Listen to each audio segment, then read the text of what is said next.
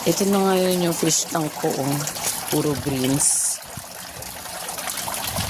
Yan. Mga crayfish ko, ayun. Ito na yung mga labas. Ayan. Tulog po iba. Tatlo yan per tank. Medyo nagde-develop ng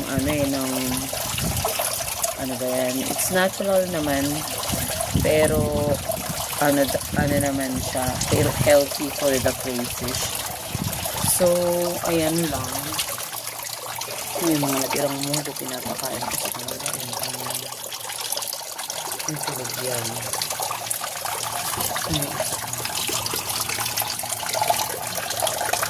Yung mga ilalim. Tingnan mo na siya. Naarawan yung fish tank ko. But it's healthy for them.